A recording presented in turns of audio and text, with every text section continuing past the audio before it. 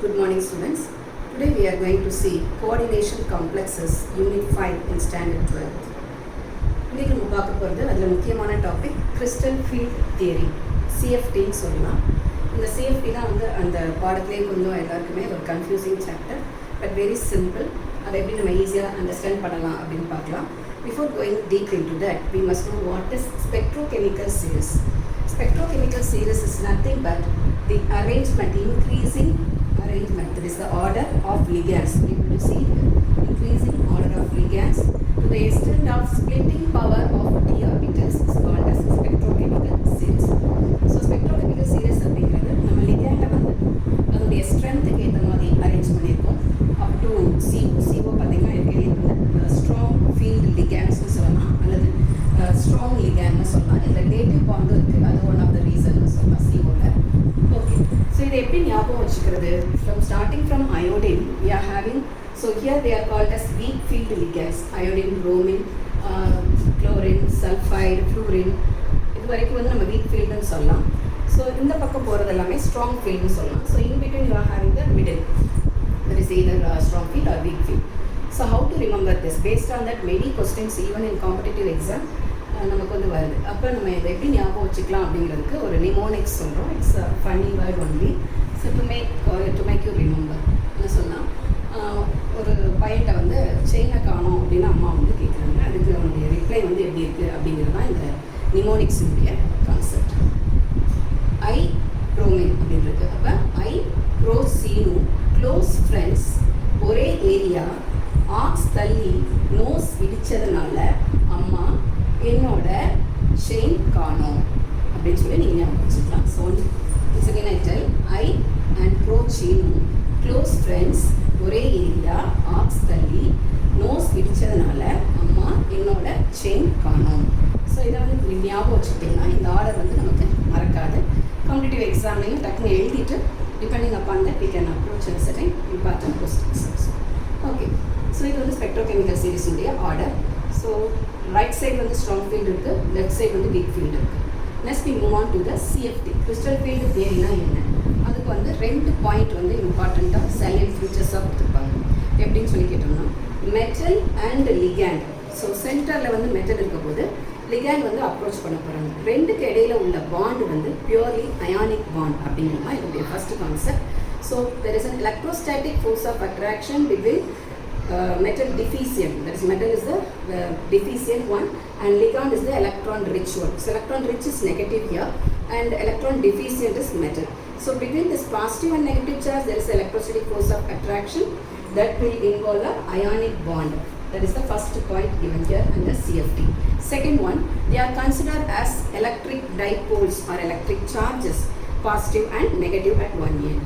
So these two points are given as a salient features of CFT, and then 6 hypothetical points is also there. 6 hypothetical statement related to CFT. Number 1, the 5d orbitals are degenerate. What do you mean by degenerate? They will be having a same energy.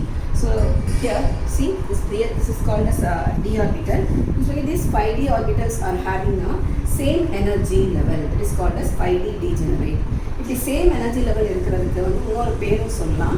It is called as isotropic field or barycentre. அந்த same energy level degenerate லெவலில் நம்ம பேரி சென்டர்னு சொல்லலாம், ஐசோட்ரோபிக் ஃபீல்டுன்னு சொல்லலாம். இதுதான் first statement, hypothetical statement. Second என்ன சொல்கிறாங்க அப்படின்னு பார்க்கும்போது, சென்ட்ரலில் தான் மெட்டல் அயான் இருக்கும். ஸோ சென்ட்ரலில் you consider a cube like this. So சென்ட்ரலில் நான் மெட்டல் அயான் போட்டிருக்கேன். அப்போ லிகேண்ட்ஸ் எங்கே வருது அப்படின்னு சொல்லி பார்த்தோம்னா அதே டைரக்ஷனில் வரும். ஆக்சுவல் பாண்ட் டைரக்ஷன்லேயே லிகேண்ட்ஸ் வில் அப்ரோச். அப்போ ligands form a spherical field. So ligands approach பண்ணுற ligands spherical field. Since it's an octahedral field அப்படிங்கிறனால 6 லிகேண்ட் வரும் நமக்கு. ஸோ சென்ட்ரல் மெட்டலை சுற்றி 6 லிகேண்டுமே ஒரு spherical field of negative charge create பண்ணும். ஸோ அது எத்தனை டைரக்ஷனில் வரப்போகுதுன்னு பார்த்தீங்கன்னா 6 direction. If you consider this as x direction, then this is x and this is minus x, and this is y, then this is minus y, and this is z, then this is minus z. So the 6th direction of the approaching ligands. So they are nothing but in actual bond direction குள்ளேயே அது வருது அப்படிங்கிறாங்க. அது one more hypothetical statement.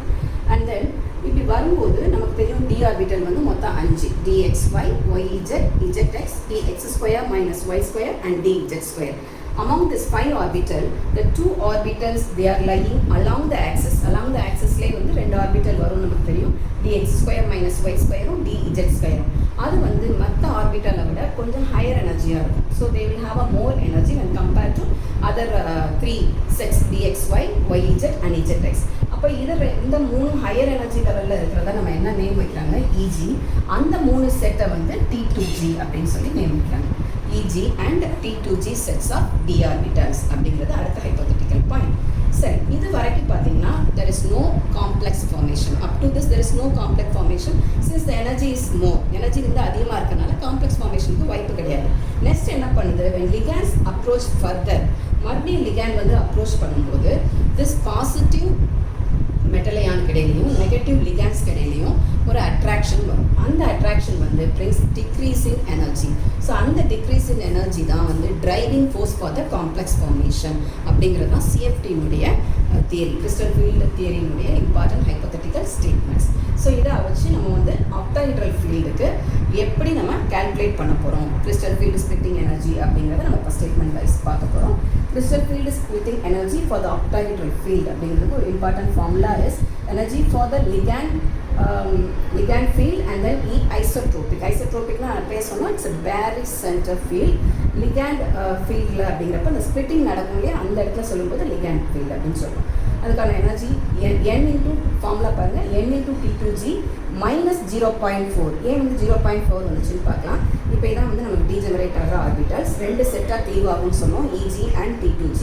இஜியில் வந்து dxy dx square minus y square and dz square இருக்கனால இது வந்து கொஞ்சம் higher energy when compared to T2g. T2gல யார் யார் இருப்பா, dxy, dyz and dzx orbitals. அந்த மூணுமே வந்து லோயர் எனர்ஜியில் இருக்குது. ஓகே, இப்போ வந்து கீழே வந்து நமக்கு மைனஸ் 2/4 டெல்டா நாட் கிடைக்கும், மேலே வந்து ப்ளஸ் 3/5 டெல்டா நாட் கிடைக்கும். அப்போ இதனுடைய வேல்யூ T2gனுடைய வேல்யூ என்ன வருது, மைனஸ் 0.4 டெல்டா நாட், இது ப்ளஸ் 0.6 டெல்டா நாட். ஸோ இங்கே 0.4ம் இஜியில் 0.6ஐயும் நம்ம சப்ஸ்டியூட் பண்ணோம்னா டெல்டா நாட் வேல்யூ அதில் மல்டிப்ளை பண்ணி plus what is NP, number of paired electron. இங்கே ஏதாவது பேரிங்கில் இருக்கா, பேரிங்கில் இல்லை. இது வந்து லிகாண்ட் ஃபீல்டில் ஏதாவது பேரிங்கில் இருக்கான்னு பார்க்கணும், இது ஐசோட்ரோபிக் ஃபீல்டில் இருக்கான்னு பார்க்கணும். இது வந்து லிகாண்ட் ஃபீல்டில் உள்ள number of paired electron, N dash அப்படிங்கிறது ஐசோட்ரோபிக் ஃபீல்டில் உள்ள number of paired electrons. P is called as pairing energy. Pairing energy வந்து ப்ராப்ளம்லேயே கொடுத்துருவாங்க. சே ஃபார் எக்ஸாம்பிள் இந்த ப்ராப்ளமில் நமக்கு வந்து என்ன கொடுத்துருக்காங்க, FeH2O 6 டைம்ஸ் கொடுத்துருக்காங்க. ஸோ H2O எங்கே இருக்குதுன்னு பார்க்குறோம் நம்ம, it comes under the week field. இங்கே தான் இருக்குது, வீக் ஃபீல்டு இருக்குது. ஸோ நமக்கு தெரியும் இது வந்து வீக் ஃபீல்டு அப்படிங்கிறது. இந்த வீக் ஃபீல்டில் வந்து பேரிங் எனர்ஜி வந்து 30,000 கொடுத்துருக்கு, டெல்டா நாட் வந்து 14,000 கொடுத்துருக்கு. இதை வச்சு நம்ம இந்த ஃபார்முலாவில் அப்ளை பண்ணி என்ன ஆன்சர் கிடைக்குதுன்னு பார்ப்போம். எப்போல்லாம் சிஎஃப்எஸ்சி வந்து ரொம்ப நெகட்டிவாகவோ அல்லது ஜீரோவாகவோ வருதோ அப்போ வந்து அந்த காம்ப்ளெக்ஸ் தான் வந்து மோர் ஃபேவர் ஒன் அப்படிங்கிறது ஞாபகம் வச்சுக்கோங்க. இப்போ கிறிஸ்டல் ஃபீல்டு ஸ்பிளிட்டிங் எனர்ஜியை நம்ம சப்ஸ்டியூட் பண்ண போகிறோம். நமக்கு தெரியும் அயன் அப்படிங்கிறனால அயனுடைய அவுட்டர் மோஸ்ட் கான்ஃபிகரேஷன் எழுதியிருக்கேன், 3d6 4s2. So it forms complex with H2O 6 டைம்ஸ்னால Fe3+ அப்படின்னு சொல்லி வரும்போது மறுபடியும் என்ன ஆயிரும், 3d5 வரும்போது மொத்தம் 5 எலக்ட்ரான்ஸ் டி ஆர்பிட்டலில் இருக்குது. ஸோ எப்படி ஸ்ப்ளிட் ஆகுதுன்னு பாருங்கள், T2gல 1 2 3, EGல 4 and 5 5th electron respectively report ஆச்சு. அப்போ T2gல நம்பர் ஆஃப் எலக்ட்ரான் எவ்வளவு இருக்குது அப்படின்னு சொல்லி பார்த்தோம்னா 3. NG நம்பர் ஆஃப் எலக்ட்ரான் EGல எவ்வளோ சப்ஸ்டியூட் பண்ண போகிறோம், 2. 0.4 0.6 போட்டு டெல்டா நாட் வேல்யூ எவ்வளோ வருதுன்னு கால்குலேட் பண்ண போகிறோம். பேரிங்கை பாருங்கள், ஏதாவது பேடில் இருக்கா லிகாண்ட் ஃபீல்டில், பேடுனா எப்படி இருக்கணும், எப்படி இருக்கணும்.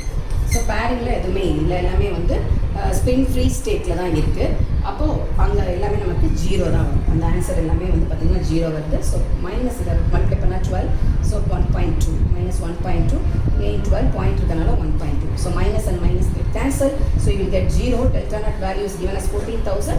So we are end up with 0 is the answer for CFSC. CFSC குறைவாக இருக்கிறனால இந்த மாதிரியான ரியாக்ஷன்ஸ் வந்து மோர் ஃபேவரபிள் அப்படின்னு சொல்லலாம். Next we move on to another example, FeCN6 which is a strong field. So strong field வரும்போது ஸ்பின் வந்து எப்படி இருக்க போகுது, பேடாக இருக்க போதா இல்லை ஸ்பின் ஃப்ரீயாக இருக்க போதான்னு பாருங்கள். ஸ்பின் வந்து எப்படி இருக்க போகுது, பேடாக இருக்குது. அங்கே எப்படி இருந்துச்சு, ஸ்பின் வந்து ஃப்ரீயாக இருந்தது, பட் இங்கே வந்து பேடாக இருக்கும். அது ஒன்று தான் டிஃபரன்ஸ் இன் ஆக்டாஹெட்ரல் ஃபீல்ட். அப்போ அதே தான், மேலே 0.6 கீழே 0.4, சேம் ஃபார்முலா. பட் இங்கே T2Gலே எவ்வளோ எலக்ட்ரான் இருக்குன்னு பாருங்கள். 1 2 3 4 5 எலக்ட்ரான்ஸுமே இங்கே T2Gல இருந்தது. அங்கே வந்து 3 எலக்ட்ரான் தான் T2Gல இருந்தது. T2Gல 2 எலக்ட்ரான் இருக்குது. அதான் வந்து ஸ்ட்ராங் ஃபீல்டுக்கும் வீக் ஃபீல்டுக்கும் உள்ள difference. Since it is a strong field, 5 electrons will present in the T2G level itself.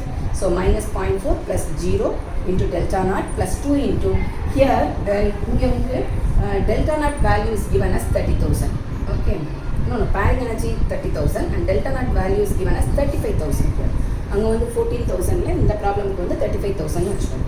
வச்சு சப்ஸ்டியூட் பண்ணும்போது இது will get minus 10,000 centimeter minus 1. Since CFC வந்து நெகட்டிவில் வந்தனால ஜீரோவோ நெகட்டிவாக வந்தால் தட் காம்ப்ளெக்ஸ் வந்து ஃபேவர்டு 1 அப்படின்னு சொல்லலாம். ஸோ திஸ் இஸ் ஃபேவர்டு 1 அப்படின்னு சொல்லி நம்ம கன்ஃபார்ம் பண்ணுறோம். அப்போது நமக்கு ஒரு கன்ஃபியூஷன் வரலாம், இதெல்லாம் வீக் ஃபீல்டில் எப்படி வருது, ஸ்ட்ராங் ஃபீல்டில் எப்படி வருதுன்னு சொல்லி. இந்த டேபிள் வந்து உங்களுக்கு எப்பயுமே ஞாபகம் வச்சுட்டிங்கன்னா very easy.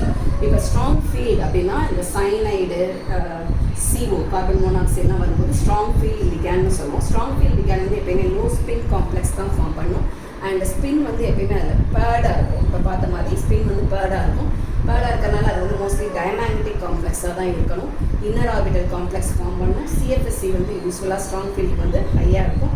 And we are against the Hund's rule. பார்த்தீங்கன்னா Hund's rule வந்து என்ன சொல்லும், எல்லாத்துக்கும் ஒரு எலக்ட்ரான் கொடுத்ததுக்கப்புறம் தான் பேரிங் ஸ்டார்ட்ஸ் நடக்கும். பட் இங்கே T2G கிட்டே வந்து என்ன செஞ்சிருக்கு, பேரிங் வந்து ஸ்டார்ட் ஆகிறதுனால it's against Hund's rule.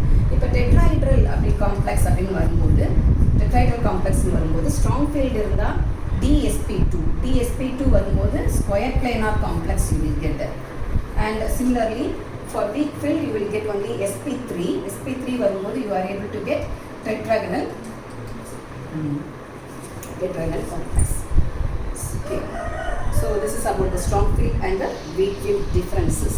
So இப்போ நம்ம பார்க்கும்போது up to D1, D2, D3 up to D1, D2, D3 வரைக்கும் பார்த்தீங்கன்னா ஸ்ட்ராங் ஃபீல்டாக இருந்தாலும் சரி வீக் ஃபீல்டாக இருந்தாலும் சரி எப்படி ஃபில் ஆகும்னு பார்ப்போம். இப்போ இது வந்து D1னா ஒரே ஒரு எலக்ட்ரான் இருக்கும். D2னா இங்கேயும் போட்டிருக்கேன். D3னா 3 எலக்ட்ரான் வரைக்கும் வரும். இப்போ D4 போடும்போது தான் எதர் எலக்ட்ரான் இங்கே போடணுமா அல்லது அங்கே போடணுமாங்கிறது வரும்.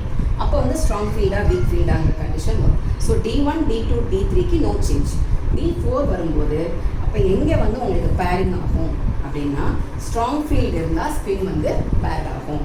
அப்போ வீக் ஃபீல்டாக இருந்தால் ஸ்பின் வந்து பேட் ஆகாது. இங்கே 4 போடாமல் இங்கே போகும். அதான் இங்கே எழுதியிருக்கோம். This is strong field. இந்த பக்கம் எழுதிக்கிறது எல்லாமே ஸ்ட்ராங் ஃபீல்ட், இந்த பக்கம் இருக்கிறது வீக் ஃபீல்ட். இப்போ ஸ்ட்ராங் ஃபீல்டாக இருந்தால் நான் T4க்கு T2Gலேயே நான் என்ன செய்யணும், 4வது எலக்ட்ரான் போடணும். இப்போ T2Gலே 4 எலக்ட்ரான் வரும். இதே இது வீக் ஃபீல்டாக இருந்தால் T2Gல 3 எலக்ட்ரான் போட்டதுக்கப்புறம் 4வது எலக்ட்ரான் EGக்கு 1 போகும். இது வந்து D4. சிமிலர்லி ஃபார் D5 இருக்குது அப்படின்னா 1 2 3 போட்டிருக்கேன். அப்புறம் 4 and 5 ரெண்டுமே வந்து ஸ்ட்ராங் ஃபீல்டில் கீழே தான் இருக்கும். Because it is against Hund's rule. But இங்கே வரும்போது T2Gல 3, EGல 2. ஸோ T2Gல 3 போட்டுட்டு EGல 2 போடும். இந்த மாதிரியே 6 and 7க்கும் you can carry on like this. So D4 to D7க்கு மட்டும்தான் நமக்கு அந்த சிமெட்ரி சேஞ்சஸ் இருக்கும். பட் D1 to D1லேருந்து D3 வரைக்கும் no change. Similarly D8 to D10லையும் பார்த்தீங்கன்னா சிமெட்ரியாக தான் இருக்கும். வீக் ஃபீல்டுக்கும் ஸ்ட்ராங் ஃபீல்டுக்கும் ஒரே மாதிரி தான் இருக்கும். ஸோ அந்த கேஸஸ்க்கு நம்ம ஒரி பண்ண வேண்டியதில்லை. ஸோ இந்த மாதிரியான கொஸ்டின்ஸ் தான் வந்து நமக்கு competitive exam like NEET and JEE கேட்குறாங்க. So now it is easy for you to understand the topic. Thank you so much.